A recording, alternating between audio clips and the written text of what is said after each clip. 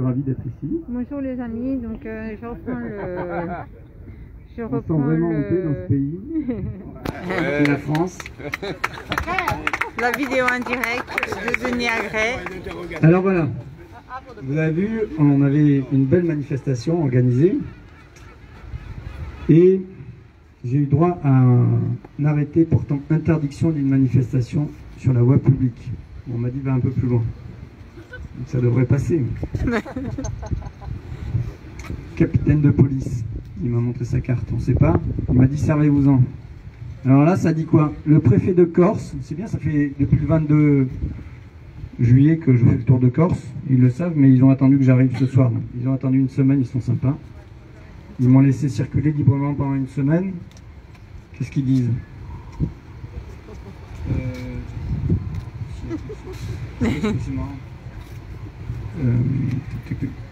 Considérant que le docteur Denis Agré réalise un tour de Corse en vélo. Je me refais, hein. Considérant que le docteur Denis Agré réalise un tour de Corse en vélo. Voilà, donc monsieur le préfet m'a écrit que... Ça va être chaud. Putain, non mais c'est complètement dingue. Il vaut mieux en rigoler qu'en pleurer. Mais vraiment, ils m'ont laissé gentiment circuler et organisent des conférences à chacune de ces étapes. Donc ils m'ont vraiment bien suivi à la préfecture. Je pense au ministère aussi d'ailleurs, parce que là, vraiment, c'est quand même énorme. Donc pour les étapes, bon, ils ont presque toutes décrites. Que ces rassemblements publics se sont notamment tenus sur les communes de Propriano et de Bonifacio au cours de ces derniers jours. Et effectivement, à Bonifacio, il y a deux gendarmes très sympathiques qui sont venus nous assister. Bon, ils ne nous ont pas dit de partir, on a pu faire ça. En plus, c'était sur un lieu privé, ça tombe bien, c'était sur le cabinet du docteur Libourel, pour ne pas le citer. Et ils ont été super sympas, les gendarmes. Ils ont mangé avec nous, on a discuté. Vaccin, pas vaccin. Voilà. Voilà, que ces rassemblements n'ont pas été déclarés aux autorités et qu'ils ont donné lieu à des rassemblements sans aucune mesure de distanciation sociale. Donc s'il vous plaît, resserrez-vous encore un peu plus. Parce qu'il paraît que juste un peu plus loin, il y a Soprano et il y a un concert de 3500 personnes. Ouais, oui, oui. On peut tous les tester ou les vacciner. C'est pour ça que j'ai vendu ma place. Voilà. Ni de port du masque, pourtant rendu obligatoire par arrêté préfectoral pour ce type de manifestation. Alors vous avez remarqué, tous les gens qui sont à la plage ne portent pas le masque. Voilà, ben, c'est comme ça. Tu feras un bisou au maire quand tu seras loin. Sûrement pas. Voilà, et qu'il y a un rebond épidémique énorme en Corse, que la bagnane est en zone rouge. En fait, je dois trimballer le virus derrière moi. Voilà, considérant en conséquence qu'il y a lieu d'ordonner l'interdiction de ce rassemblement prévu le 29 juillet à 19 h. Accessoirement, ils disent que la manifestation est organisée par M. Denis Agré le 29 juillet 2021 à 19 h, place des Palmiers, à Ajaccio. Bon, je crois que j'ai pas été trop le seul à l'organiser, mais je sais pas qui sera solidaire avec moi, mais je pense que on pourra partager. Oh, c'est beau de voir ça, merci. Merci. Alors, ça fait plaisir. Bon, voilà, donc voilà, ça c'est dit. Alors. Le vélo, je l'ai attaché là-bas. Qu'est-ce que vous voulez savoir? Vous savez tout sur les vaccins? Non, ou pas? On sait rien en fait. Bon. Donc je me représente, Denis Agré, médecin. J'ai fait un internat de santé publique. J'ai dit accessoirement au capitaine de police que... Alors vous voyez, on en est à là, hein, mais en fait en première année de médecine, bon j'ai redoublé la première année parce que je voulais pas faire dentaire. Mon premier été de première année, je vous raconte ça, c'est des histoires amoureuses, j'étais ici avec une amoureuse. Ma mère m'a appelé dans une cabine téléphonique, elle m'a dit t'es reçu en dentaire. J'ai dit je veux pas faire dentaire, je veux faire médecine. Bon, donc j'ai repiqué et la deuxième première année, j'ai fini 3e à Montpellier. Bon. Voilà, ça va. Petite gloire, je vous la partage parce que comme il paraît que les grands professeurs sont très très forts. Voilà. En fait, je vous explique pourquoi je suis pas un professeur, c'est que j'ai jamais supporté cette espèce de hiérarchie malfaisante et dénigrante qu'il y a dans les CHU, où clairement, pour accéder à un poste d'assistant, puis de praticien hospitalier, puis de PUPH, donc professeur universitaire praticien hospitalier, il faut faire des grandes courbettes, travailler comme un moins que rien. Vous savez que les internes s'en plaignent largement, et dans les CHU encore plus. Donc c'est de la maltraitance. Moi j'ai quitté le CHU dès que j'ai pu. Voilà. Donc ça c'est vraiment à prendre en considération. Moi j'ai entendu des internes de gynéco à l'époque qui étaient avec moi à Perpignan dire je vais pas tomber enceinte maintenant parce que tu comprends, j'attends mon poste de praticien d'assistante et après de praticien hospitalier. Donc si vous voulez, il y a des trucs mentaux qui sont... Bref.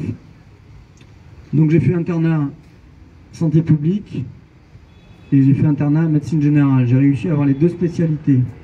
Puisqu'il n'existe quasiment plus dans la médecine, ils ne doivent pas aimer avoir des médecins qui ont plusieurs compétences. Et à une époque, il y a 30 ans, il y avait des CES, les certificats d'études spécialisés. Et maintenant, quand vous rentrez dans une spécialité, vous ne pouvez quasiment plus jamais faire une autre spécialité. Voilà, donc ça c'est aussi la légitimité que j'ai pour parler notamment de tous ces chiffres.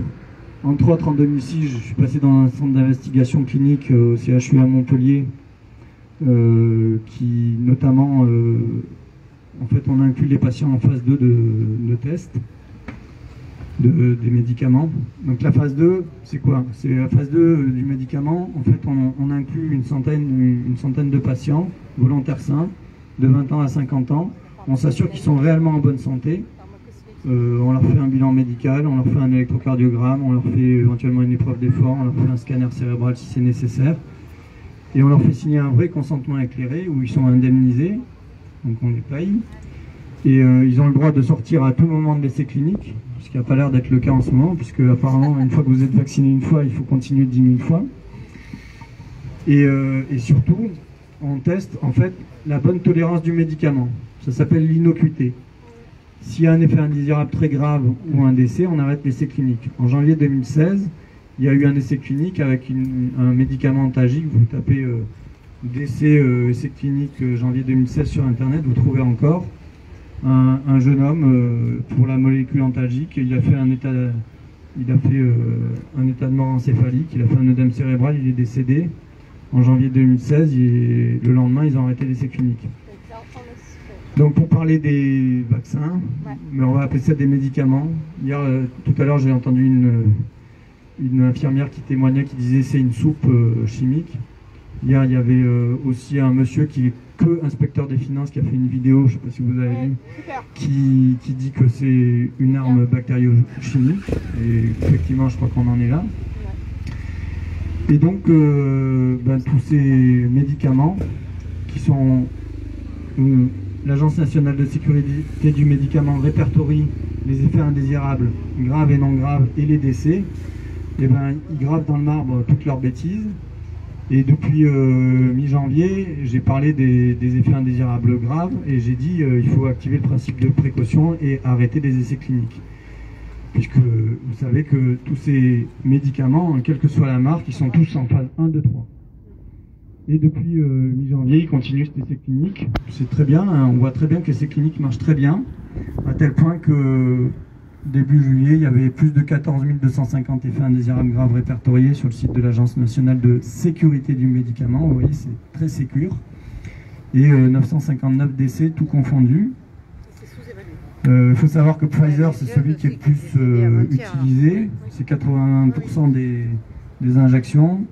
Moderna c'est 10%, AstraZeneca c'est 10% et Janssen c'est que 1%. Mais il faut savoir que sur Janssen, le premier rapport, il y avait 46% d'effets indésirables graves parmi les effets indésirables. Donc c'est pas anodin. Coucou Marie. Je vais juste essayer de vous retrouver parce que j'ai fait le même cours aux policiers, au capitaine de police d'Ajaccio et au commandant de gendarmerie d'Ajaccio. Donc c'est très bien parce qu'ils ont entendu ma parole en direct. Et je lui ai montré ça, donc ça c'était dans le rapport, le dernier rapport de la NSM du 16 juillet. Et en fait, quand vous lisez le rapport, en fait c'est des données du 1er juillet, donc vous voyez ça a déjà plus d'un mois de retard. Donc pour Pfizer, on avait 761 décès, parmi les 959 décès au total, 8689 cas graves, que 2551 mises en jeu du pronostic vital. Bon, vous voyez l'innocuité du médicament qu'on vous fait passer dans la société. Et depuis janvier, j'avais beaucoup tweeté et écrit sur Facebook qu'il fallait qu'on ait un détail par classe d'âge. Et là, sur les cas graves, il y a le détail par classe d'âge. Donc il y a 4 cas graves chez les 12-15 ans. Il y a 24 cas graves chez les 16-18 ans. Il y a 196 cas graves chez les 19-24 ans. Donc moi je trouve que c'est gravissime. Les cas graves, ben, c'est très grave. C'est des handicaps. Moi je dis que c'est des mutilés de guerre. C'est des AVC, c'est des embolies pulmonaires, c'est des infarctus du myocarde, c'est des insuffisances cardiaques, c'est des troubles du rythme cardiaque, c'est des chocs anaphylactiques gravissimes, puisqu'apparemment il y a un jeune homme qui est décédé, encore il y a quelques jours. Oui, on n'a pas encore toute la lumière là-dessus, mais peut-être que ça viendra. Voilà. Et puis surtout, moi j'ai des témoignages en direct qui me viennent. Je vais vous raconter déjà par exemple l'histoire d'une jeune fille que je connais, que j'ai rencontrée à la fondation où je travaillais, je vous parlerai de ça aussi. Donc cette jeune fille, en janvier, elle s'est fait vacciner, et le jour où elle s'est fait vacciner, elle a fait un choc anaphylactique gravissime qui a duré plus de 2 heures. On a dû lui faire ça dans un coin de cuisine, hein, parce que les gens qui s'en sont occupés ont dit « Ah, c'est un malaise vagal ». Ils l'ont laissée toute seule, elle est retombée par terre jusqu'à ce qu'elle finisse aux urgences.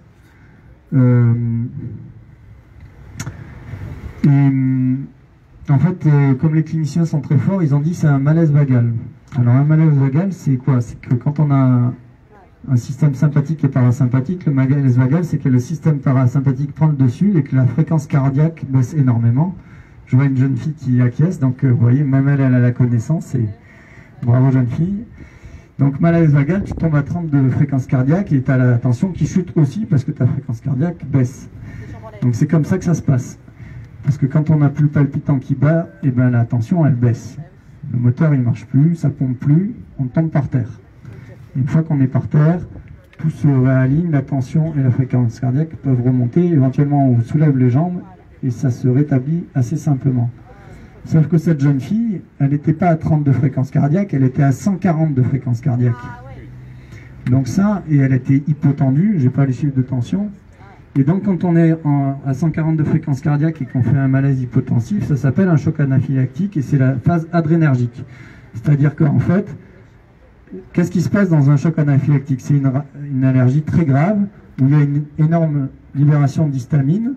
Et en fait, ça fait une vasodilatation, et donc la tension, elle chute parce que vos vaisseaux, ils se dilatent, et donc le contenu devient trop grand, la capacité est trop grande, et le sang qui est notamment dans le cœur, et ben le cœur, il se met à battre dans le vide, quoi, hein. C'est comme la pompe de piscine qui va se désamorcer.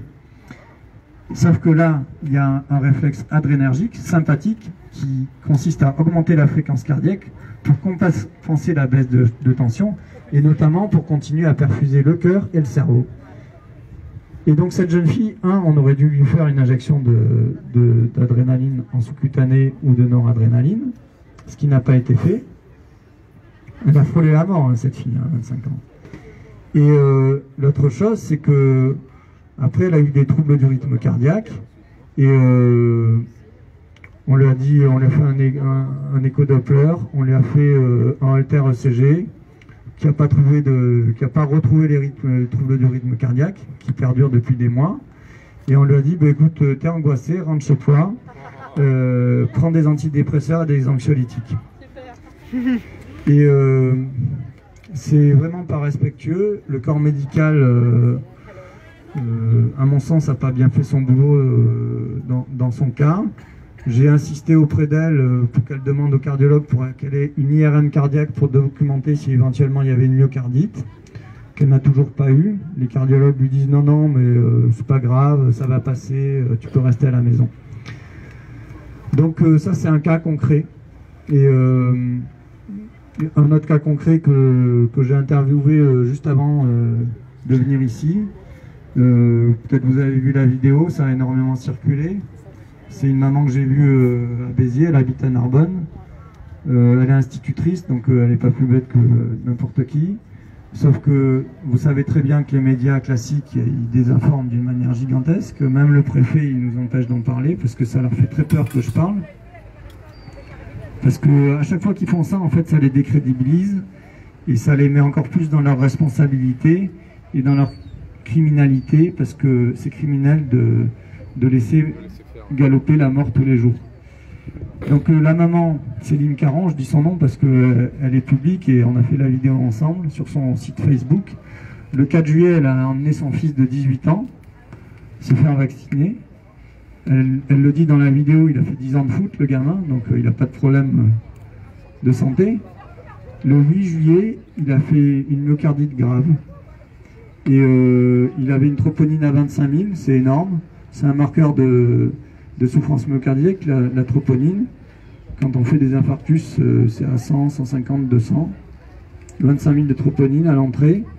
Et il avait aussi un marqueur d'insuffisance cardiaque, ça s'appelle la BNP, qui était augmenté à 250. Donc il a eu un début d'insuffisance cardiaque à 18 ans. Je pense qu'il a régressé aujourd'hui. Donc vous avez un jeune homme de 18 ans qui est en bonne santé, 4 jours après vaccination, il frôle la mort. Mais vraiment, il frôle la mort. Hein. Sa mère le dit. Et heureusement, et je l'ai dit dans la vidéo, c'est assez marrant les coïncidences, mais le radiologue qui a fait l'IRM, c'est quelqu'un vraiment que j'estimais beaucoup parce que je suis passé interne à Perpignan. Il s'appelle Jean-Marc Bénéjean et il a fait une IRM qui documente très bien la myocardite. Et ils ont fait un compte-rendu, mes confrères, vraiment très bien documenté, qui incrimine clairement le vaccin dans la responsabilité de cette myocardite. Alors grâce à cette visibilité énorme qu'on a eue avec cette vidéo, France 3 s'est quand même fendu, France 3 s'est fendu d'un article dans France 3 Occitanie, avec le logo France Info en haut. Alors ils ont relayé son message. À la fin, ils osent dire que c'est très rare et que, comme si c'était pour relativiser le cas gravissime d'un jeune homme de 18 ans. Alors, dès qu'il y avait un mort du Covid qui avait 85 ou 90 ans et qui était polypathologique, parce que ça c'est la réalité, tous les médias criaient au loup. Et quand on a un jeune homme de 18 ans qui frôle la mort, eh ben, en fait, il faut surtout pas en parler et on relativise ça comme si vraiment c'était pas grave du tout. Donc moi, tous les jours, on me dit oui, mais combien de pourcentage par rapport aux vaccinés? En fait, et je l'ai dit au capitaine de police, c'est pas une histoire de pourcentage, c'est une histoire de valeur absolue. C'est-à-dire que si demain vous avez un frère, un cousin, une tante, un enfant qui a un AVC, une embolie pulmonaire, un choc anaphylactique, ou qui décède, ou qui va en réanimation après vaccination, vous serez tous touchés. Et la désinformation, elle est tellement dingue que là j'étais dans le bateau, je vous raconte ça parce que il faut aller percuter aussi les parents qui se sont fait vacciner, qui pensent que la vaccination c'est la solution à tout, et ce qui n'est surtout pas le cas. Et je suis allé discuter avec les parents, ils m'ont dit ah, on s'est fait vacciner, je leur ai dit bah oui, mais informez où, vous avez des enfants là qui ont 12 et 14 ans. Le père il me dit mais pourquoi vous nous dites ça? Je leur ai dit bah, c'est parce que c'est de l'amour, c'est mon devoir de médecin de protéger la vie, de faire de la prévention ou d'informer les gens. Et vraiment, ce qui est dingue, c'est qu'ils laissent galoper tout ça, que vous voyez, il y a des gens qui écoutent et je suis ravi, que publiquement, il y a des gens qui s'arrêtent pour écouter ça. Et la seule solution, c'est que, les médias ouvrent leurs portes, par exemple à la parole. Et si, je dis clairement, si demain il y a TF1, France 2 qui veut m'interviewer, je suis là pour eux. Parce que le policier avait l'air de dire qu'il n'y avait pas de problème pour avoir un débat démocratique. Et 2, moi je pense, je ne sais pas comment il faut faire, hein, mais je pense que ces gouverneurs, c'est des criminels. Il faudrait les arrêter. Après, c'est aux policiers et aux gendarmes de faire leur boulot s'ils veulent s'auto-missionner.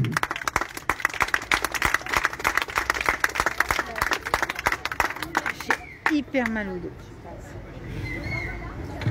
Hier, j'ai fait une vidéo que vous avez encore sur YouTube.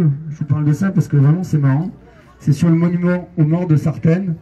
Et ça dit pour la liberté et la paix. Et juste avant, ça parle de fascisme. Et sur Facebook, ils m'ont censuré mon compte Facebook dans l'heure qui a suivi. Alors elle tient encore sur YouTube. Donc si vous allez la voir et la relayer, vous tapez Dr Yoga Denis, vous la trouverez. Et vous pouvez la diffuser. C'est-à-dire qu'en fait, juste parce qu'on prononce le mot fascisme qui est gravé dans le marbre, dans le monument aux morts, pourquoi on parle de ça? Pourquoi je fais cette vidéo? C'est pour parler du passé, pour ne pas répéter les erreurs dans le futur. Et en fait, c'est pas pour ostraciser les personnes, c'est juste qu'il est grand temps que tous les Français se réveillent. On est 67 millions de Français, et quelles que soient nos appartenances religieuses, ou de couleur, ou de pensée, je sais pas, économique, ce que vous voulez, qu'on soit un homme ou une femme, eh bien, je pense qu'on a tous intérêt à se souder, à se rassembler, et à pas se diviser, et surtout à pas répéter cette grande bêtise qui est nourrie par la peur. Et vous voyez, ils ont essayé de nous faire peur, mais ils nous disent quand même, et ils me disent quand même que je peux venir ici. Bon, j'encours une amende de 4e classe si vraiment ils ont envie d'être méchants, mais peut-être qu'ils le feront pas, même pas, parce que peut-être qu'ils ont peur aussi. Et ils savent, mais c'est bien pour ça que je parle de criminels. Je pense que les parquets peuvent s'autosaisir, vous savez, quand il y a des... Et c'est la réalité, il y a des enquêtes qui sont en train d'être menées. Je ne sais pas comment il faut arrêter ça. Moi, c'est ça que je voulais vous parler, de la peur. La peur, c'est un truc qui a fait galoper énormément de choses depuis des mois. Depuis plus d'1 an et demi, j'avais fait une vidéo, j'avais appelé ça « La bête féroce de la peur a envahi la société ». Si on laisse tomber nos peurs, et vous voyez, j'ai pas peur, ça fait 1 semaine que je circule en Corse et ça s'est très bien passé. Vraiment très très bien passé. J'ai eu un accueil mais extraordinaire, chaleureux. Tout le monde m'a accueilli chez soi, m'a invité au resto. Enfin, c'était vraiment... C'est très humain et c'est adorable de la part de tous ceux qui ont organisé ça. Et la peur, en fait, c'est quoi la peur? C'est ce qu'on vit dans... C'est la plus belle guerre qu'on puisse rêver de vivre. C'est une guerre psychologique, sournoise, mais c'est des petites peurs. Ceux qui ont... Moi, je pense à moi. Mon grand-père, il a fait le débarquement avec les chars, sur la Côte d'Azur. C'était, franchement, le courage à cette époque-là, il était 1000 fois supérieur à celui qu'on peut faire aujourd'hui. Parce que, vous voyez, le courage aujourd'hui, c'est juste de parler publiquement, c'est de faire des vidéos, de relayer le message à ses voisins, d'aller taper à la porte de celui qui est vacciné pour lui dire, écoute, tu as des enfants, protège-les, fais tout pour qu'à la rentrée, tu sois au courant, va lire les chiffres sur l'Agence nationale de sécurité des médicaments, et ne sois pas en colère, et juste accepte que tu as été désinformé, et que peut-être qu'aujourd'hui, tu vas savoir que tu peux encourir des conséquences liées au vaccin, mais au moins tu le sais, et demain tu pourras aller demander aux médecins qu'ils investiguent ton cas plus profondément. Voilà. L'autre chose, donc la peur, c'est un truc, ça s'appelle quoi la peur? Ça s'appelle l'anticipation anxieuse du futur. C'est-à-dire qu'en fait, là, à l'instant T, si on dit à la rentrée, ça va être la catastrophe, tout va être fermé, on va tous être licenciés, oui, on nourrit la peur. Par contre, si on se dit, en fait, on est tous solidaires, les étudiants qui veulent pas se faire vacciner, ils vont tous aller s'asseoir devant la faculté et devant leur lycée en disant « je refuse d'être vacciné », que tous les aides-soignants et les infirmiers, je l'ai dit à Bonifacio hier, vont serrer la main, et elles vont tous aller s'entasser demain dans le couloir du directeur du CHU Ajaccio en lui disant « tant que vous n'avez pas écrit sur un papier que vous n'obligerez pas les soignants à se vacciner, eh ben, si on a des mécanismes de pensée positifs où on cherche des solutions collective, et on va renverser le pouvoir, et c'est vraiment ce qui est en train de se passer. Voilà, donc ils jouent sur la peur, tous les jours. Moi, si j'avais eu peur, je serais pas venu ici, j'aurais pas fait le tour de Corse, j'aurais même pas fait le tour en vélo, parce qu'il y a plein de gens qui m'ont dit attention, tu vas te faire écraser. Bon, j'ai fait Île-Rose, Bastia, enfin je vous l'ai dit tout à l'heure, on va recommencer. Voilà, donc la peur, c'est un truc vraiment... Et je vous donnerai la parole s'il y en a qui veulent venir parler de leur peur. Parce que c'est un peu un catharsis. Alors sur une place publique, c'est plus difficile. Par exemple, à Île-Rousse, le premier jour où je suis arrivé, on était dans un cercle beaucoup plus fermé et sous des chaînes, et il y a des gens qui ont pleuré. Les peurs, c'est des petites peurs. C'est la peur du patron. Mais si vous allez discuter avec le patron, là j'étais avec une directrice d'un très bel hôtel à Ajaccio, je ne vais pas la citer, mais elle est adorable. Je l'ai rencontrée l'an dernier quand je suis venu bosser aux urgences. Je suis venu en avril 2020 bosser ici. et elle se fera jamais vacciner, et deux, elle va jamais imposer ça à ses salariés. Donc si vous êtes salarié, ben, allez discuter avec votre patron. Vous lui dites, je sais pas, je me suis arrêté dans un magasin de fruits et légumes l'autre jour aussi. Ben, ils étaient tous d'accord avec moi.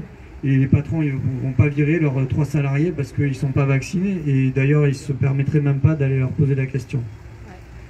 Et là, je vais rebondir là-dessus, c'est-à-dire qu'en fait, cette histoire de vacciner non vacciné, ça touche à une chose fondamentale dans la société, ça s'appelle le secret médical.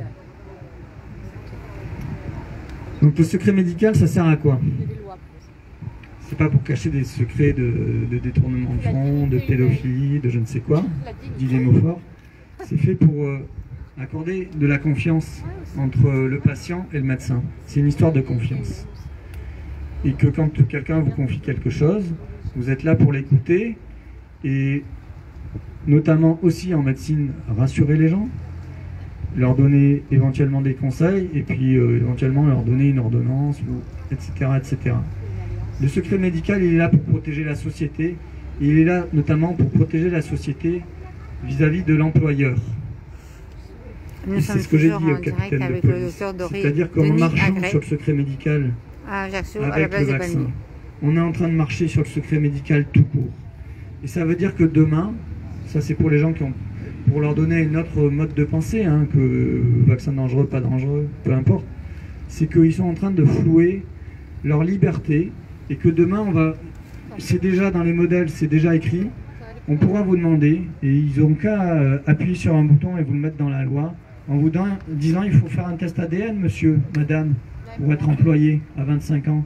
Parce que si votre grand-père il avait des facteurs d'insuffisance cardiaque dans l'ADN que vous portez, bon, on va peut-être pas vous faire un CDI parce que vous comprenez, à 45 ans vous pourriez faire un arrêt cardiaque. Si votre grand-mère elle a eu du Parkinson, ah mais vous pourriez faire un Parkinson jeune, on va pas vous employer. Et puis bon, je veux dire, vous avez entendu parler du VIH. On ne vous demande pas si vous êtes VIH positif ou négatif pour venir bosser. Et pourtant, il y a eu une période où ça a été quand même plus que discriminatoire. Heureusement, on a passé ce cap. Et pourtant, c'est encore un sujet qui est plus que tabou dans la société. Les gens qui sont VIH positifs, ils osent à peine en parler. Donc, tout ça, c'est pour vous faire toucher du doigt que le secret médical, et en plus le Conseil national de l'ordre des médecins, est d'une médiocrité, et je pose mes mots, et d'une hypocrisie gigantesque. Et le mois dernier, je crois que j'ai encore les photos dans mon téléphone, ils ont fait, parce que tous les mois ils nous envoient une magnifique lettre du CNOM, où ils parlaient du secret médical. Mais s'ils parlent vraiment du secret médical, ils ne peuvent pas être d'accord avec cette histoire de passe vaccinal. Je veux dire, c'est d'une hypocrisie, mais manifeste, quoi. Attendez, je ne sais pas si je l'ai là. C'était juste pour vous dire 2-3 pages, mais... Voilà.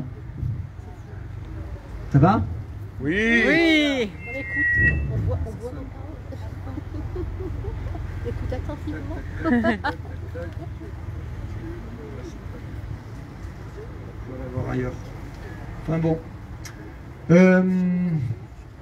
Bah, c'est génial d'être ici, hein. Regardez. Les montagnes sont là. Qui veut parler de ses peurs? Qui a peur? Ah. T'as peur de quoi? On est inquiet. Peur pour mes Viens, enfants. viens dire. Si. Tu notes? Là, c'est... J'ai peur, j'ai le vertige. Voilà, on peut avoir peur de parler en public. On peut avoir peur de parler en public. Non, j'ai pas peur. Prénom et ce que vous faites dans la vie. Alors, je m'appelle Nadine, je suis sophrologue. Donc j'essaie de gérer mes peurs, mais je les accepte d'abord. Je reconnais mes émotions et comme beaucoup de personnes, je ne vais pas nier, mais j'ai des peurs aussi, j'ai des inquiétudes surtout. Inquiétudes et notamment vis-à-vis de ce qu'on va laisser à nos enfants. Voilà. J'ai 2 filles de 19 et 25 ans qui font des études. Enfin, l'une va rentrer comme psychologue, elle va essayer de faire de la psychologie, et l'autre est notaire, enfin, et d'être stagiaire notaire. Et j'ai peur qu'on les refuse, qu'elles ne puissent pas faire leur vie, j'ai peur qu'elles perdent leur liberté, j'ai peur de tout ce qui va se mettre en place, parce que là c'est la boîte de Pandore en fait. Hein, si on accepte ça, effectivement, comme le disait monsieur le docteur Agré, c'est l'ouverture pour toujours plus sur notre santé, mais pas que, puisque je pense que ça peut aller beaucoup plus loin. Ce pass peut s'avérer contenir d'autres informations après, bien plus personnelles, et jusqu'à nos coordonnées bancaires et tout le reste. Et on est dans le traçage. J'ai vu d'ailleurs, pour le traçage et le flicage, aujourd'hui j'ai vu une publication sur un essai à Orly de reconnaissance faciale déjà. Donc ça aussi, voilà. C'est une société à la Orwell, hein, un monde horrible que je ne veux pas. Donc voilà, mes peurs, c'est ça. Comment je me rassure? Tout à l'heure, on parlait de quand on se projette trop avec nos anxiétés, nos peurs, justement, c'est trop anxiogène. Il faut apprendre à se recentrer, à s'ancrer dans le moment présent. Là, pour le moment, je suis là, avec vous. Mon cœur qui bat, je suis en bonne santé. Et chaque chose, voilà, chaque pas après l'autre, un pas après l'autre. Mais profitez de chaque instant, de chaque chose, des montagnes superbes, de vos sourires, parce que vous n'avez pas de masque et c'est agréable, de tout ce que la vie peut nous offrir de bon et d'agréable à chaque instant. Essayez de temps en temps de couper les télés, couper les infos, couper le téléphone aussi, respirer, aller dans la nature, parce que c'est le meilleur endroit pour se connecter vraiment à l'harmonie, à l'équilibre, à l'énergie dont nous avons besoin. Voilà. Et je vous souhaite à tous plein de belles choses. Bravo Nadine. Les filles, elles vont continuer leurs études. Les filles, elles vont continuer leurs études. Et puis s'il faut qu'elles fassent, si elles s'assoient dans le bureau du notaire pendant 2 jours en attendant qu'il la laisse bosser. Parce qu'il risque d'être embêté s'il n'a plus d'élèves. Hein. Vu les dossiers qu'ils ont. Voilà. Ouais. Non, mais de toute façon, elles sont comme moi, elles veulent d'abord leur santé, leur bien-être avant tout. Ça passe avant tout. Voilà. Monsieur. Non mais, ça va? Tu as très bien parlé, Nadine. Bravo, Nadine. Allez-y. Ça va être aussi pouvoir parler en public. Alors, moi j'ai peur assez naturelle, Claude. Mon père était industriel. Dans le micro. Mon père était industriel. Des vieilles méthodes qui ont été foutées par l'air. Moi, j'ai voulu mourir plusieurs fois. Il y a beaucoup de suicides dans ma famille. Mon père, ma mère, mon grand-père, mon cousin Germain, son fils, mon filleul. Il a un passé très dur. Alors j'ai eu une chance. Une nuit, je voulais me foutre en l'air. Et puis je sais pas ce qui s'est passé. Dans la nuit, bon, j'ai pas réussi à me foutre en l'air. Et le matin, je me suis réveillé. Il y avait une feuille à côté de moi sur laquelle était écrit un poème. J'avais jamais écrit de poème. Le matin, je me réveille. Qu'est-ce que c'est que ça fait? Je lis et je me dis, Claude, tu existes. Et à partir de là, c'est en 73, je n'ai jamais arrêté d'écrire. Poésie, recueil, théâtre. J'en suis là. Bon, pourquoi j'ai peur? Parce que, disons que j'ai échappé un peu à tout en connaissant le pire. Et là, je me dis, tu étais loin de connaître le pire, parce que le pire, c'est ces hommes animaux qui sont prêts à nous dévorer à chaque instant. Et là, je me dis, il n'y a rien à faire contre ça. Et bon, il y a des gens comme vous, il y en a plein. Oui, il faut les arrêter. Alors, on essaiera de savoir comment. Une vraie question. Et là, jamais j'aurais cru penser que l'homme pouvait arriver à ce niveau-là. Vendre son âme pour faire du fric. Alors là, c'est tellement grave, il n'y a pas de solution. Parce que là, on est... Non, mais on est hors de toute raison. On n'est plus sur ce monde. Il nous a échappé. J'ai appris ce soir que plus de réunions s'il y a plus de 10 personnes. Donc on va être très limité déjà. Ils ont vu que c'était important, donc il faut vite les arrêter. Et j'ai le sentiment qu'on ne cessera de nous arrêter. À tort peut-être, Mais c'est cette peur qui est en moi, parce que je ne croyais pas l'homme aussi monstrueux. Merci déjà pour votre témoignage, mais vous avez quel âge? 16 ans. 76 ans. Donc vous avez l'expérience de la vie et c'est... Et le virus, est-ce qu'il vous fait peur? Non, j'ai pas peur de mourir par le virus, mais j'ai peur de mourir parce qu'on m'aurait foutu un vaccin dans l'épaule. Ça oui. Ça parce que en même temps j'ai fait un chemin spirituel et j'estime qu'on n'a pas le droit de nous voler notre âme. Oui, oui, d'accord. Ça c'est la grande peur. Ok. Quand on est à ce niveau-là, il n'y a plus rien. Il n'y a plus rien. Donc moi je vois le monde actuel dans une grande mutation où il y a un combat entre la lumière et les ténèbres. C'est ça. C'est ça. Ben, il y a vraiment de cet ordre-là, effectivement. C'est ça, complètement. Pour vous donner un autre axe de lecture, on m'a dit qu'il n'y aura pas de bouc émissaire, il y aura un émissaire. Moi j'ai l'impression de faire un peu l'émissaire. On m'a dit est-ce que tu vas continuer après? Ben, on verra. Mais la lumière elle se fait tous les jours, les réseaux sociaux c'est majeur, vous voyez les vidéos qu'on fait, et ben c'est majeur. Et de se parler entre nous c'est extrêmement important. Moi je dis depuis une semaine, si vous ne vous connaissez pas tous là, prenez 10 minutes, un quart d'heure, et ça aussi c'est des petites peurs, ça s'appelle la timidité, c'est-à-dire juste bonjour monsieur, bonjour madame. Parce qu'on a appris dans la société, y compris entre hommes et femmes, à surtout pas trop approcher son voisin ou sa voisine. Parce que bon, pour être mal vu, de parler à une dame qu'on ne connaît pas. Et je vais vous dire un truc déjà, je pense que peut-être vous l'avez vécu, mais c'est le meilleur moment pour faire des rencontres aussi amoureuses. Non mais ça sort de ces réseaux sociaux aussi de rencontres qui sont pas du tout la bonne solution à mon sens pour faire des rencontres, des vraies rencontres. Et échangez vos téléphones, vos noms, vos prénoms, vos adresses, faites-vous un fichier Excel, retrouvez-vous à 10, à 15 pour reparler de tout ça, pour échanger sur vos compétences que vous pourriez mettre en commun. Et ça va donner de la force. Et moi quand je dis aux gens de se rassembler, vous pouvez vous re-rassembler si vous voulez, revenir devant. Allez, on descend. Vous voulez parler madame après? Et venez, et on parlera. Venez vers là, approchez-vous.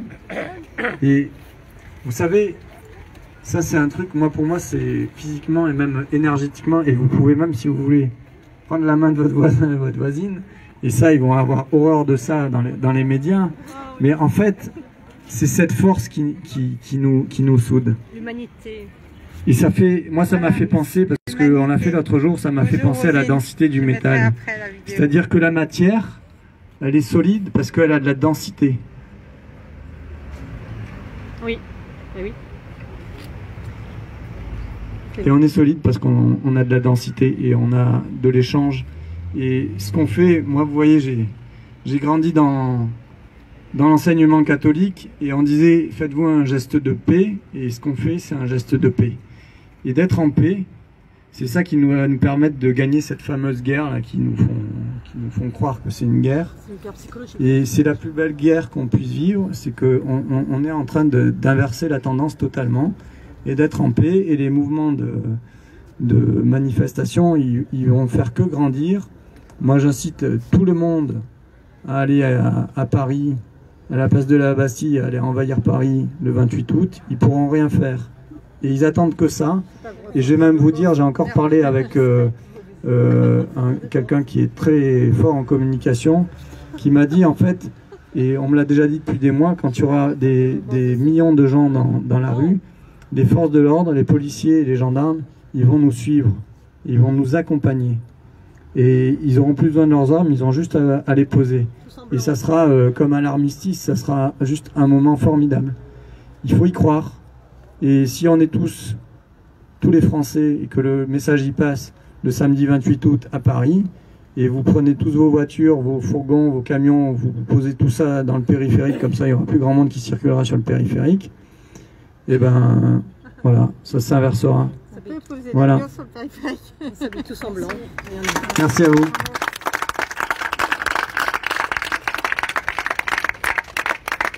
Alors. On remonte, comme ça. Bah oui.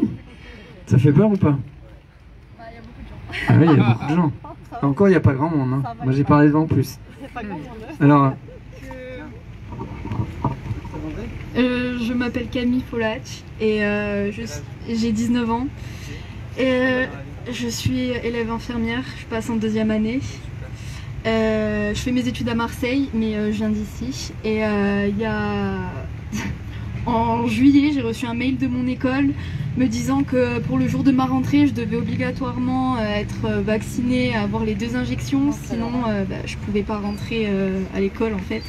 Et j'ai toujours voulu être infirmière et j'ai galéré pour être où je suis aujourd'hui. Et juste à cause d'une vaccination, on me dit t'es pas vaccinée, tu reviens pas à l'école. Non, c'est inacceptable en fait, parce que j'ai galéré et c'était pas facile. Et maintenant j'y suis et on m'enlèvera pas ça en fait. Donc c'est... Yes,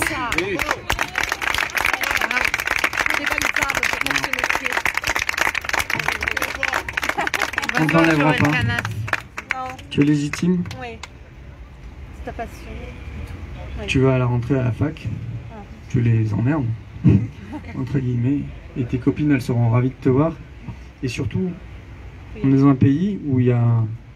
On a beau dire que dictature machin, on est encore dans une démocratie. Il y a des lois. Et il faut inverser la peur. Et ce qu'ils t'ont écrit, ce qui est génial, c'est que tu as un écrit. Et tu peux dire à toutes tes copines qui ne sont pas d'accord, qu'elles soient vaccinées ou pas, j'espère qu'il y en a encore plein qui ne sont pas vaccinés, que c'est interdit par la loi, que ça s'appelle de la discrimination pour état de santé.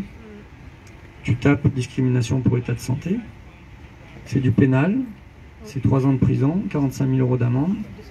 Tu prends un avocat, tu photocopies ça, ton avocat il fait un courrier accusé de réception à la directrice de ton école, et je peux te dire que ça va vite la calmer. Ça va vite la calmer. Et que si elle veut jouer à la guéguerre, c'est elle qui va la perdre.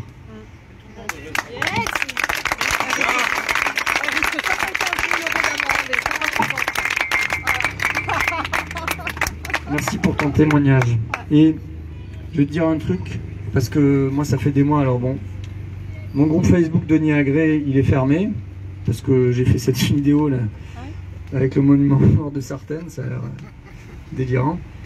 Mais ça dure 7 jours, donc ça va être réouvert. Et il y a aussi un truc, ça s'appelle groupe de soutien Dr Denis Agré, je sais pas si tu as vu. Et en haut, il y a des onglets et il faut défiler un peu sur la droite, il y a fichier, c'est plus simple pour le retrouver. Et il y a deux PDF que j'ai fait au mi-juin.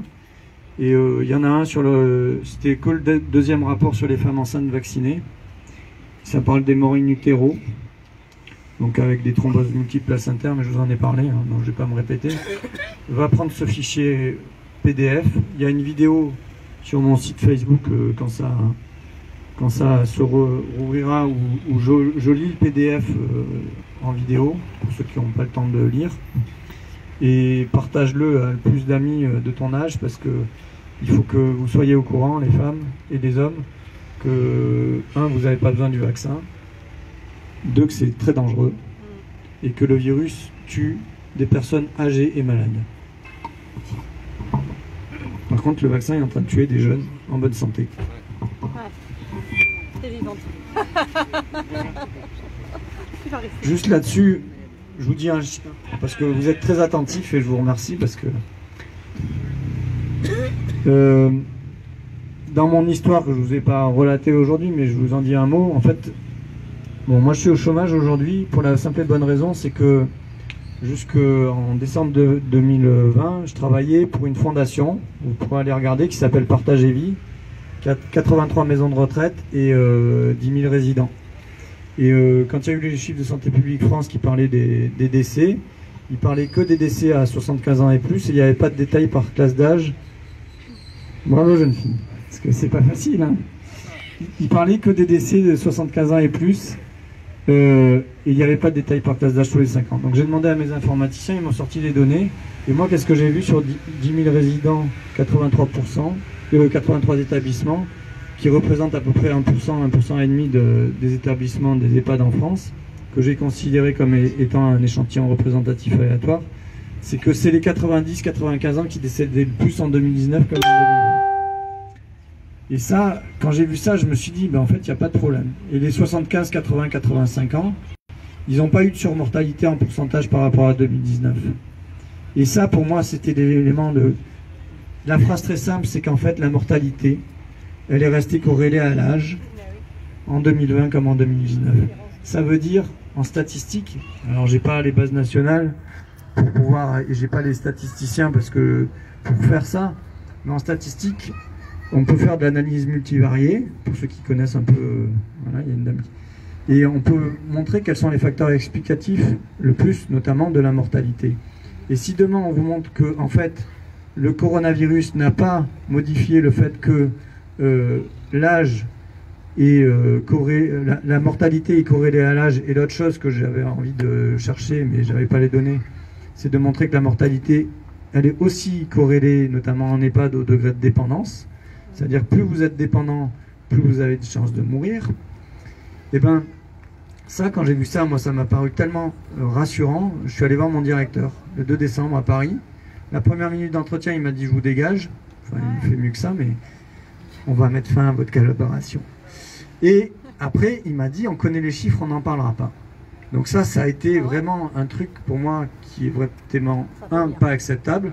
Deux, ça s'appelle une fondation d'intérêt public. Un jour, ils répondront de leur erreur et aussi de leurs crimes. Et il faut savoir que là aussi, mon directeur, je lui dis, moi, c'est pas moi qui vais avoir des problèmes, c'est toi. C'est-à-dire que ça s'appelle de la dissimulation de preuves, c'est aussi du pénal. Et la dissimulation de preuves, c'est quand on dissimule des preuves, et notamment en l'occurrence des chiffres, et comme c'est une fondation d'intérêt public qui sont censés en parler, et quand qui m'empêchent d'en parler et qui n'en parlent pas derrière, c'est de la dissimulation de preuves, pour la simple et bonne raison que c'est dans son intérêt et dans l'intérêt de quelques salariés. Et ça, ben c'est pas acceptable. Et je suis allé questionner un peu plus loin parce qu'il y a 4 gros groupes d'EHPAD en France, Corian, Orpea, Domus Vie, Colisée. La fondation, on est le 5e. Quand vous prenez ces 4 gros groupes, ça fait plus de 20% du parc des EHPAD. Et en fait, j'ai appelé, je voulais qu'on agrège nos données avec eux pour qu'on ait 20-25% du parc des EHPAD et qu'on ait vraiment des données hyper costauds. Et on m'a empêché de le faire. On sait pourquoi. Et j'ai même appelé, pour me conforter dans mon idée, le directeur médical de Corian Europe, qui s'appelle Didier Armingo. Je l'ai eu au téléphone. Je pense qu'il ne savait pas trop d'où je venais, donc il s'est un peu confié. Il m'a dit, ben oui, effectivement, nous aussi on a des données très rassurantes, mais on ne peut pas en parler. Et donc tout ça, ça m'a conforté dans le fait que la mortalité du coronavirus, elle touche les personnes âgées et malades, et que ce n'est pas en soi quelque chose de très grave. Voilà. Merci. Et, madame ?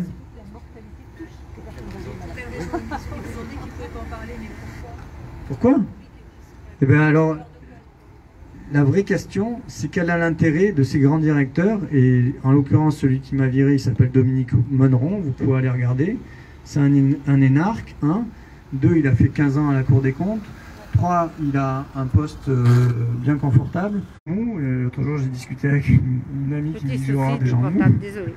Et pendant l'entretien, il avait le regard là-bas, et je lui ai rappelé 4 fois regardez-moi, incapable de te regarder dans les yeux quand il te dit qu'il te vire. Et pourquoi? Ben parce que aussi l'intérêt financier des groupes d'EHPAD, il faut savoir que c'est adossé à des fonds de pension, que depuis plus de 10 ans la rentabilité moyenne des EHPAD, et c'est du taux fixe, hein, quasiment c'est entre 8 et 10%, qu'il n'y a quasiment pas de risque boursier, ça ne fait pas le yo-yo, et que quand vous êtes milliardaire et que vous placez 1 million sur des fonds de pension adossés à des EHPAD, tous les ans, pour vos petits descendants, vous avez 100 000 qui tombent tous les mois, tous les ans. Donc, bon, pourquoi? Ben voilà, une des raisons. Et moi je dis, vous savez, ces gens-là, et tous ces grands dirigeants qui à un moment ont atteint des stratosphères, moi je dis c'est un peu comme Picsou, qui ont des dollars qui tournent dans les yeux, et ils ne voient plus la société. Moi, ma chance, ma vraie chance, hein. Et vous voyez le monsieur là, je ne vois plus, qui est là, il a parlé de la chance. Vous voyez, il avait eu des trucs extrêmement durs. Et dans plein de choses, on peut trouver des chances. Et moi, une de mes chances, c'est d'avoir fait de la médecine d'urgence et d'avoir côtoyé la vie et la mort, d'avoir soigné des gens, quelle que soit leur appartenance sociale. Mais ces gens-là, ils sont ils ont grandi dans des palais dorés, vraiment. Et ils sont inconscients de ce qu'on vit. Ça leur fait peur. Je pense que ça leur fait peur. Je pense que notre président, je ne vais pas dire son nom parce que je ne cite plus leur nom, de manière exprès, je ne relaye plus leurs vidéos et leurs machins. Je vous incite à faire pareil, parce que ça leur fait tomber aussi le pouvoir d'une manière gigantesque. Ces gens-là, si vous les mettez dans un jardin avec une pioche, ou si vous les mettez avec une boîte avec du ciment, ou à étaler du bitume, ben, ça leur fait peur. Et passer 5 jours à faire du vélo au soleil, ils ne savent pas faire. Donc, vraiment, il y a des gens qui sont dans des trucs qui sont complètement irrationnels et coupés de la société. Ça vous va? Madame? Alors moi c'est Régina, enchantée tout le monde. J'ai 54 ans et pour répondre à l'une des premières des questions de présentation, je n'ai plus de boulot depuis lundi. Voilà. J'ai été virée explicitement, voilà, d'une façon très très arrogante et très impressionnable. Mais moi, contrario, j'ai peur de rien. Voilà. J'ai jamais eu peur de rien. Jamais. Et c'est pas demain que ça va commencer. Je suis une terrienne, je suis un bambou. Il faut me trancher et je plie pas. Pour ma petite histoire, j'avais 13 ans que je fuguais déjà de chez mes parents pour aller me manifester. Donc, c'est là-dedans. Moi, c'est les libertés de l'homme avant tout. Là, c'est une dictature. On veut nous coller une merde qui est certainement pas de notre intérêt. Parce que notre intérêt, ils s'en foutent. Voilà. Ils s'en foutent royalement. Et faut dire stop. Là, ça y est, stop. Basta. Basta. Arrêtons les frais. Arrêtons les frais. Arrêtons les morts. Parce que je n'ai peur de rien. Mais la seule chose qui me fait peur aujourd'hui, ce serait que l'un de mes petits-enfants, dont l'aîné a 11 ans à l'heure actuelle, me dise « T'as rien fait. T'as rien fait, mamie. Alors parle. » Alors je fais. Et je continue dans la lutte et je préfère mourir comme ça. Bravo. Régina, dis pourquoi tu as été licenciée. Dis pourquoi tu as été licenciée. Eh oui. L'important, j'ai été licenciée parce que tout simplement, je travaille dans une entreprise qui a une 90 employés à la louche. Nous n'avons aucun contact avec la clientèle et un périmètre autour de nous en individuel de 5 mètres carrés facile. 2 mois que je ne porte plus de masque avec ma collègue ici présente parce que on travaille en sous-sol. Voilà. Jusqu'à il n'y a pas très longtemps, le masque on le portait sous le menton. Allez. Mais très très très vite crescendo parce qu'il y a encore 2 mois et demi de ça, personne ne voulait se faire vacciner dans cette entreprise. Et un jour, entre 3 fourchettes de nouilles, une a dit, ben, je vais le faire. Et ça a suivi effet boomerang. Tu le fais, je le fais. Et bien sûr, nous, les irréductibles, hors de question. Ni vaccin. Alors là, c'est même pas dans l'absolu. Hein. Mais port du masque. 2 mois qu'on ne le porte plus du tout, sans se liguer. Hein, nous, on tente de convaincre personne. C'est comme ça. 2 mois qui sont passés, seulement semaine dernière, il s'est instauré une certaine jalousie des vaccinés, justement. Hein. Pourquoi elles ne portent pas le masque et nous, oui. Et ces personnes-là sont allées se plaindre. Voilà. Et arrivé à lundi, eh bien, dehors. Mets ton masque. Non. Dehors. On m'a quand même rappelé à 4 h de l'après-midi en me disant « Demain matin, sois là à 8 h avec ton masque. » Inutile de vous dire la réponse. Voilà. Bravo. Voilà. Bravo. Donc j'ai pas peur. J'ai pas peur. Bah déjà ils sont en la loi, donc vous pourrez les mettre au prud'homme. Mais moi aussi j'ai droit à mon prud'homme avec aussi parce que je rebondis là-dessus, mais à la fondation, vous voyez, bon moi j'avais plus une fonction administrative, mais au mois d'octobre-novembre, ils n'ont pas eu de mal à faire appel à moi pour aller dans des EHPAD et aussi dans maison d'accueil spécialisée d'handicapés parce qu'ils n'avaient plus de médecin clinicien. Donc je suis allé mettre des coups de stéthoscope sur des poumons pour donner des traitements antibiotiques ou anti-asthmatiques. Et ils ont été très très contents d'avoir un médecin qui se bouge le cul entre guillemets et qui aille au service des patients de la Fondation Partage et Vie. Et notamment à Grenoble, je suis allé dans un centre d'handicapés où il y avait 40 handicapés, où ils étaient tous là à pleurer depuis le mois de juillet, août, et j'ai les mails d'avoir un médecin qui vienne prêter secours. Et j'y suis allé sans masque. Alors première chose, ce qui était génial, vraiment, c'est que les handicapés, quand ils m'ont vu sans masque, ils avaient tous le sourire, comme ça. Et ils m'ont serré la main. Et le directeur m'a dit, ah non, il faut pas leur serrer la main, tu te rends compte, ça fait des mois qu'on leur apprend qu'il faut plus serrer la main. Je dis, mais tu rigoles ou quoi? Et ils m'ont laissé 2 jours dans ce foyer d'handicapés, et ils étaient très heureux d'avoir un médecin. Et il y a la moitié du personnel qui était sans masque ou qui me validait. Mais il y a eu notamment une psychologue qui a dû me dénoncer, tu vois, qui a dit, ah, le vilain docteur Agré qui a soigné tous les malades, il n'avait pas son masque. Une psychologue. C'est ça. Une psychologue, voilà. Et du coup, ben, tu vois, de fil en aiguille, et dans ma lettre de licenciement, entre autres, il y a marqué « Le vilain docteur Agré n'avait pas de masque ». Bon, mais voilà, tu vois. Et en fait, c'est à mourir de rire. C'est d'une médiocrité, mais d'une médiocrité intellectuelle de ces gens-là qui sont même pas cohérents avec eux-mêmes, parce que même dans la journée au boulot, il y en a qui l'ont pas, qui le mettent, qui l'enlèvent. Ils vont à la plage, ils le mettent pas. Ils vont au cinéma, ils le mettent, ils le mettent pas. Enfin, attends, je vais te dire un truc, mais c'est hallucinant. Hier, j'étais là, à Propriano. Je m'assois à une terrasse de café, je bois une boisson, je paye, et puis j'avais ma gourde d'eau du vélo qui était vide, et il y avait la table et la salle de resto derrière. Je fais 1 mètre. Je fais 1 mètre, et je vais pour demander de l'eau au barman, et là il me dit non, tu rentres pas, t'as pas ton masque. Il avait le masque en dessous du nez, quoi. Je dis, t'as le masque en dessous du nez. Il me dit non, mais tu comprends, je peux pas rentrer. Je dis, tu me donnes l'eau. Là il y a l'autre serveur qui passe avec le plateau, je lui dis, vous pouvez prendre ma gourde, je pose sur le plateau. Le mec il se casse, ma gourde elle tombe par terre. J'ai dit, putain, mais vous pouvez pas me donner de l'eau? J'ai dit, écoutez, je me casse. Ciao. Il n'y a pas de problème.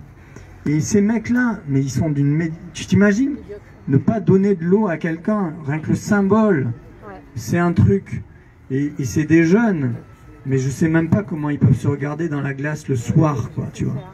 Et ça, c'est une partie de la société. Il faut aller questionner ça profondément chez ces gens-là. Et ce que tu vis au boulot, de toute façon, ils sont hors la loi.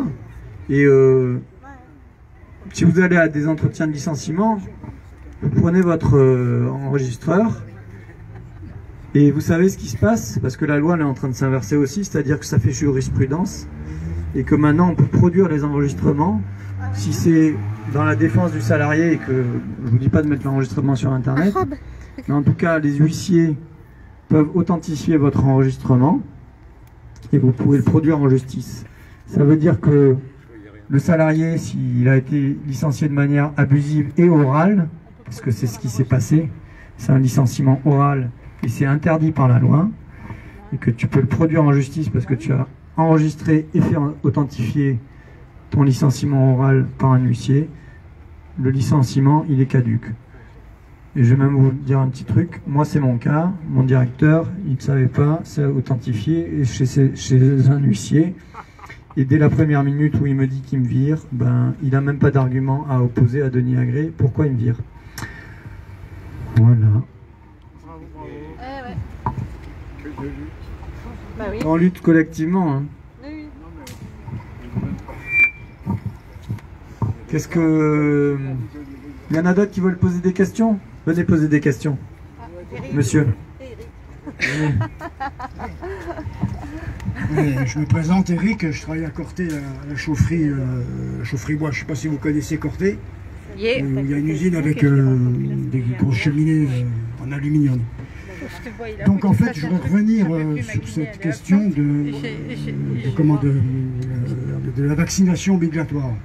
Il faut savoir que c'est dans le marbre, on ne doit pas nous obliger, ils sont hors la loi.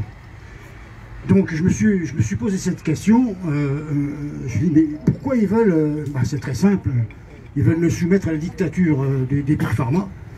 Et si on rentre dans leur jeu, ce qu'il ne faut pas oublier, c'est que votre corps, il vous appartient. Donc si on rentre dans leur jeu, ça va être inscrit dans le marbre, dans les institutions françaises du médical. Et ce qui risque d'arriver, c'est qu'après, ils feront ce qu'ils voudront de votre corps. C'est qu'ils auront le droit de vous injecter ce qu'ils veulent. Moi, je pense que je suis loin d'être parano. Mais il ne faut pas oublier que tous ces gens, c'est pas des tendres, hein, c'est pas des philanthropes. Hein. Ils en ont rien à foutre de nous. Ils veulent nous faire caca dessus, excuse-moi. Hein. Mais vraiment, c'est que le pognon. Donc il faut bien se mettre dans la tête, il ne faut pas lâcher. Parce que, quoi qu'il en soit, si on rentre dans le jeu de la vaccination obligatoire, votre corps ne vous appartient plus. C'est-à-dire qu'ils en font ce qu'ils veulent. Et c'est là-dessus, je ne me bats pas contre les vaccins. Moi j'ai été vacciné, mais pas contre le coronavirus. Hein. Diphtérie, tétanos, ce qu'on veut. Enfin, ouais. Mais ce vaccin, c'est même pas un vaccin, c'est un vaccin génique, hein, pour être un peu précis. Moi j'appelle ça comme ça. Hein. Enfin, moi pour c'est un vaccin génique. Hein. Donc ce que je veux que tout le monde s'intègre bien, c'est qu'après, le vaccin, ça va être quoi? Ils vont nous mettre ce qu'ils veulent. Une fois qu'ils auront réussi à nous faire peur et d'accepter cette vaccination obligatoire plus le passeport, de toute façon, ça ne va pas s'arrêter. Hein. Non. Ils n'arrêteront pas.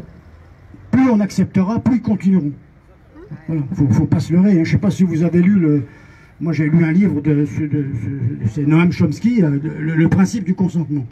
Si, je vous assure, lisez-le, vous verrez, c'est une façon de manipuler le mental, de vous amener à un consentement très indicieux, quoi. C'est des vicieux, ces gens-là, hein, ils nous aiment pas, hein, faut pas rêver, hein. Ils sont hors sol, hein, ils l'évitent. Hein. C'est un autre monde, c'est pas le mien. Hein. Donc voilà, j'insiste là-dessus, votre corps, il vous appartient. Oui. Voilà, c'est tout. Oui, bravo. Je vais y aller. J'ai une question très importante à vous poser. Bon. Nous avons une fille qui a 12 ans. Elle va retourner à l'école. Est-ce qu'on peut la choper de 1000 manières pour la vacciner? Ou est-ce qu'on peut dire tu vas plus à l'école?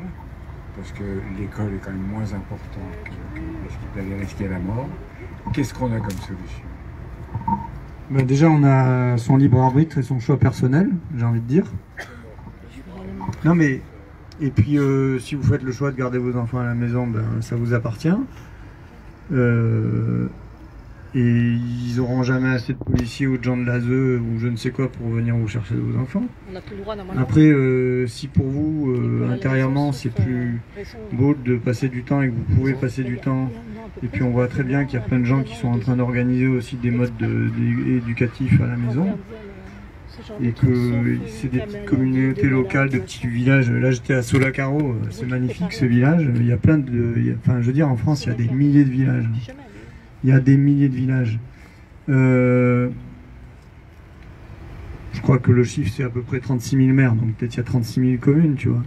Mais si demain, on recrée des petites écoles par commune, bah, c'est formidable, hein. Oui. Parce qu'ils se connaîtront. Moi, j'ai grandi dans une commune à 15 km de Montpellier.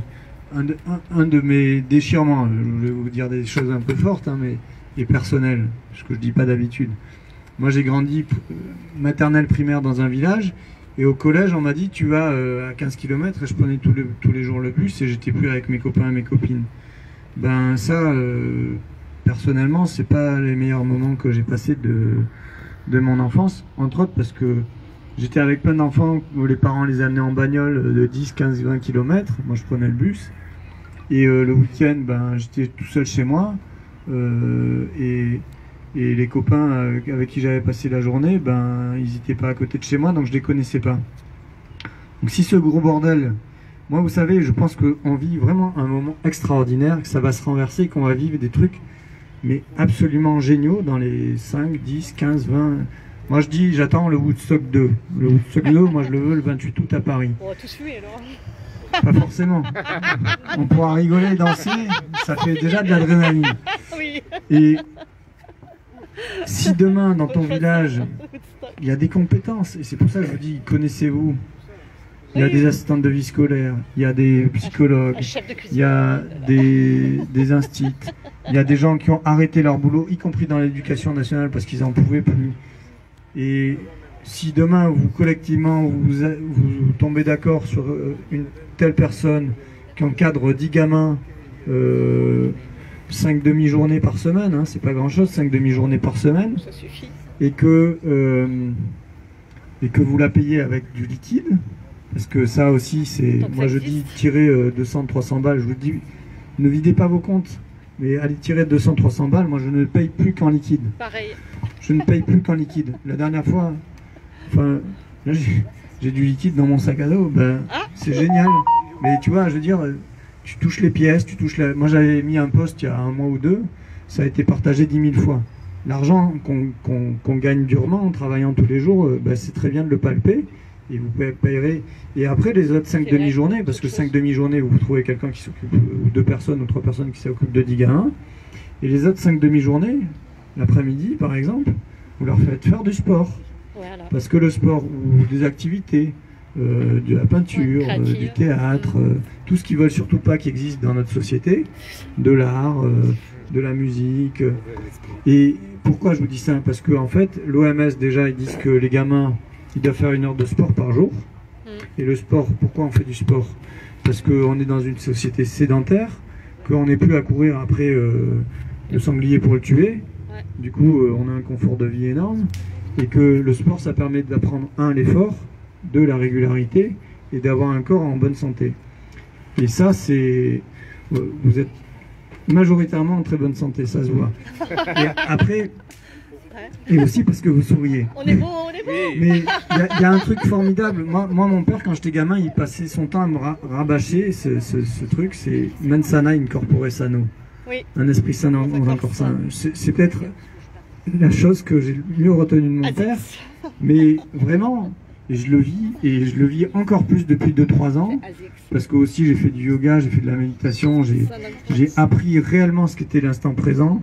J'ai appris ce qu'était la liberté, et ce que je fais en ce moment, c'est bien parce que j'ai traversé tous ces trucs-là. Mais il y a des solutions.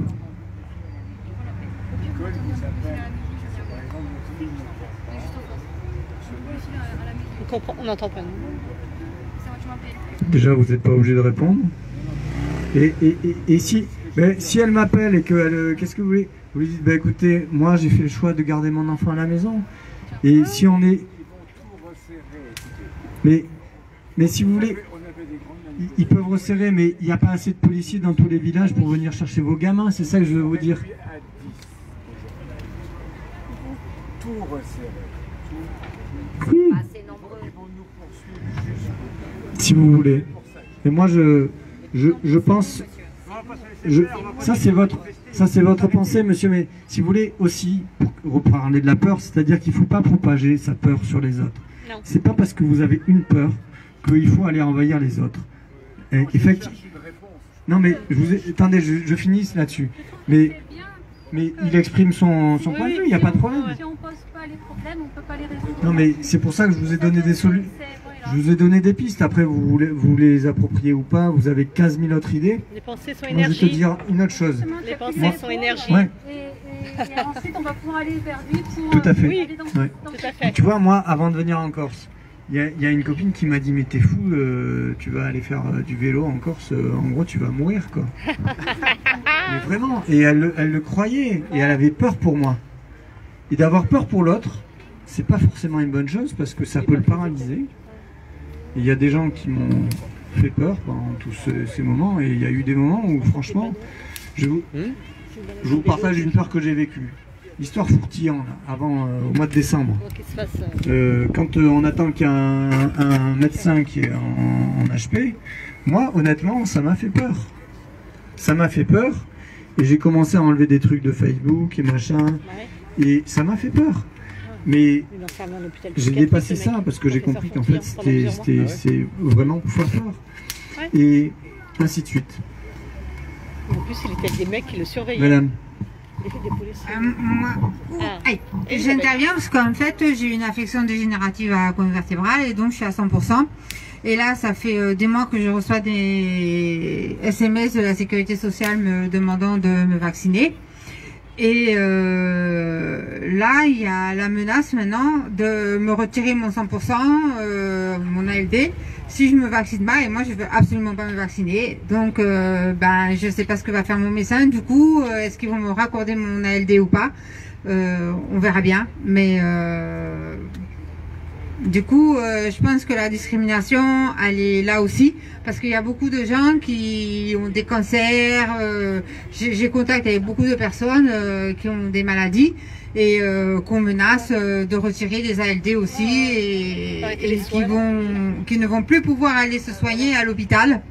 Il y a plusieurs reconnaissances sur Bastia de personnes qui ont des cancers. Une dame notamment, son mari est un cancer en face terminale, et on lui a dit ben pas de vaccin, plus de traitement, restez chez vous et attendez. Je trouve ça absolument immonde. Voilà. Donc que faire? Question. Écoutez, déjà c'est très très bien que vous témoignez de ça publiquement. Il y a quelqu'un qui vous a enregistré.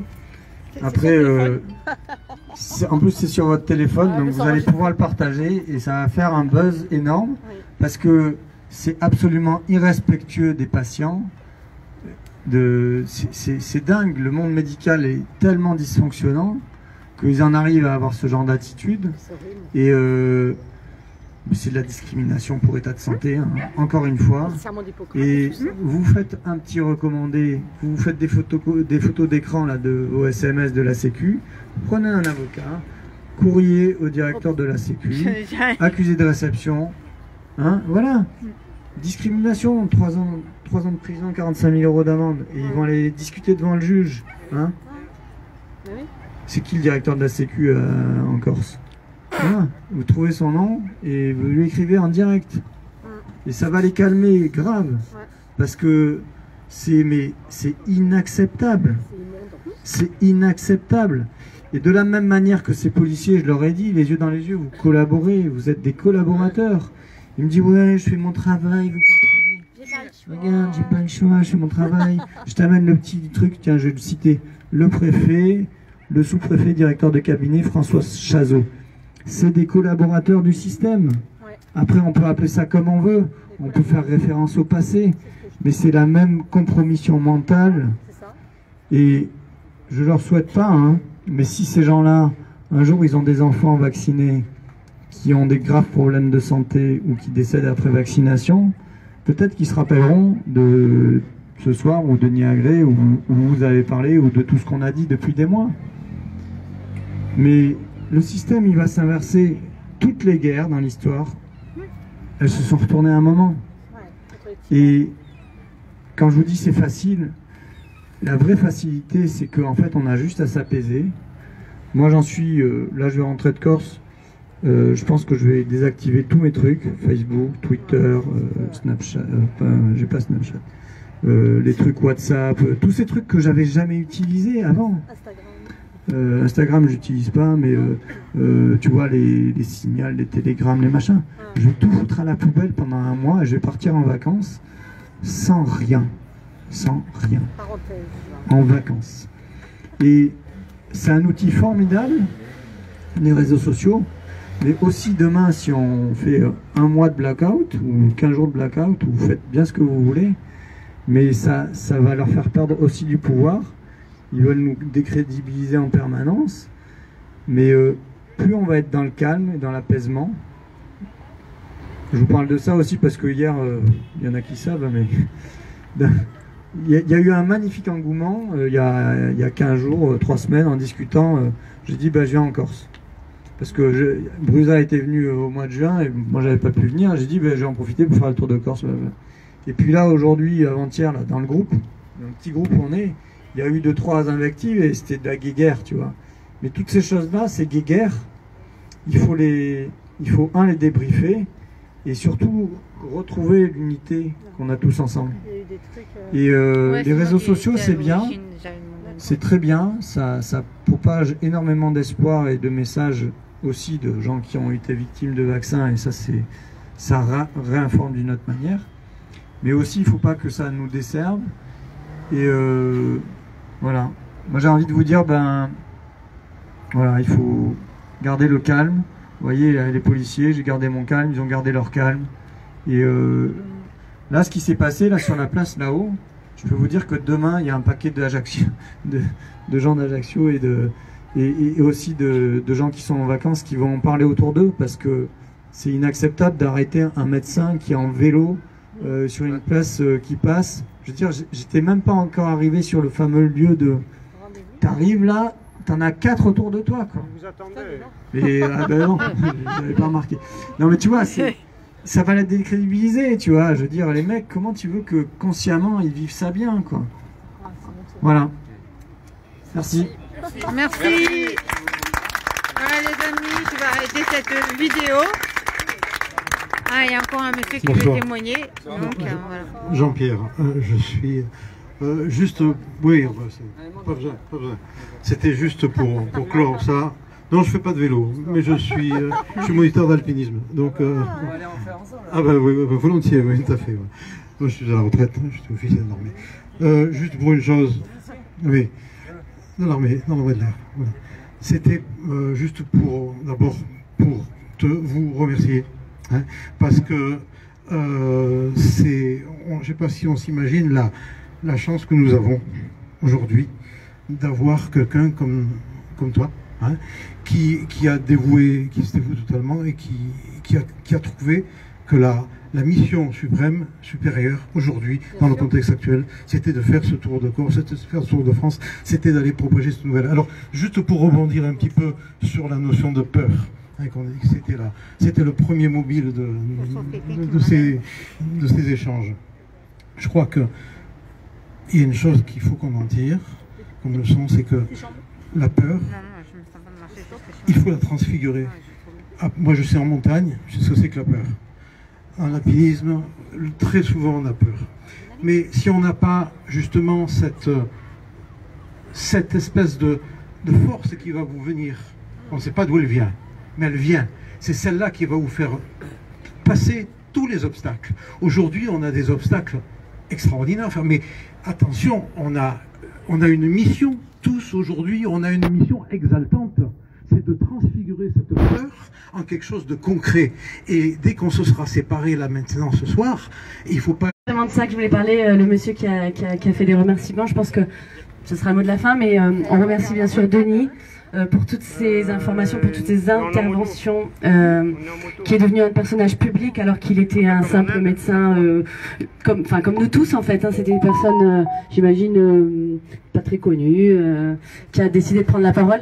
Et du coup, je voulais remercier tous les gens qui se battent, qui organisent des manifestations, des rassemblements, qui font venir le docteur Agré ou d'autres, parce qu'on est nombreux. Et puis vous tous qui êtes là aussi, parce que quand vous êtes là, vous avez, comme le disait le monsieur, vous avez votre rôle aussi de retransmettre cette parole, de devenir de plus en plus actifs. En fait, il faut qu'on soit tous actifs de plus en plus nombreux, et qu'on s'élève tous ensemble. Et donc je remercie tout le monde, tous ceux qui se battent. Il y a une dame qui voulait demander quelque chose. Oui, c'est dommage parce que vous avez fait... Votre discours est encourageant. Et moi, on parlait des peurs et tout à l'heure, je voulais parler de ça.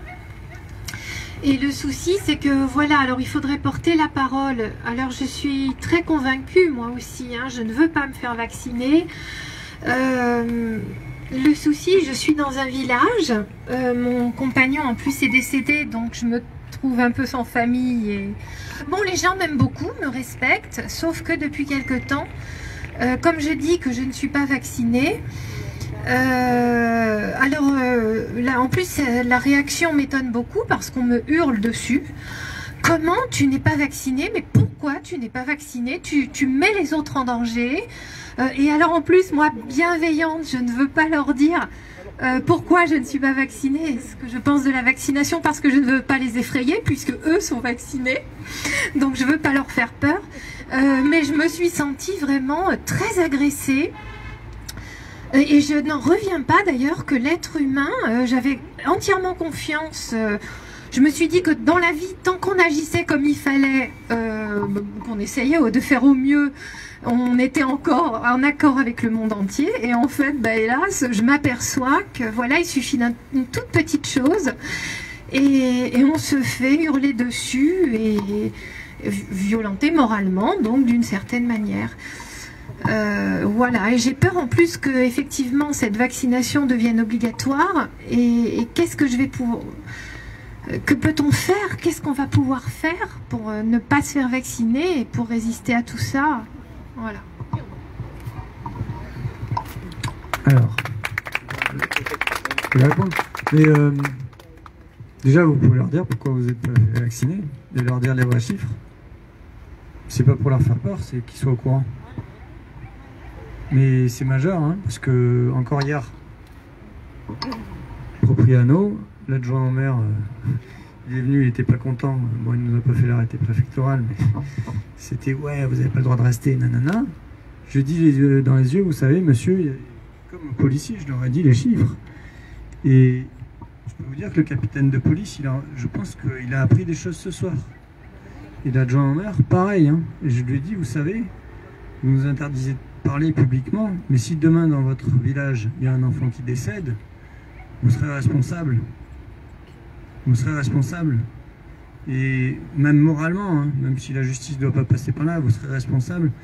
Et vous savez, c'est une guerre psychologique, mais ces gens-là qui font les durs, ils ont une carapace et ils sont faibles.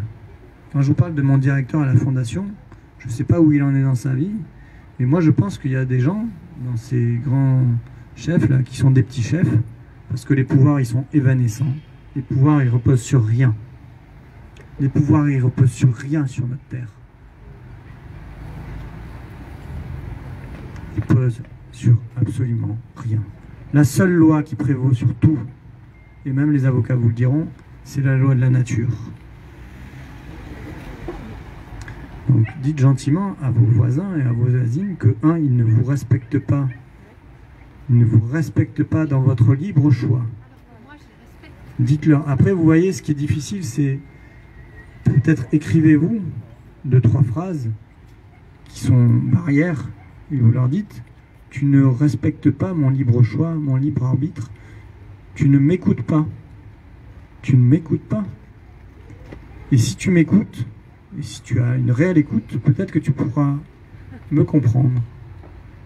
Me comprendre, c'est pour ça que je vous dis, dans l'écoute, il faut leur parler des vrais chiffres.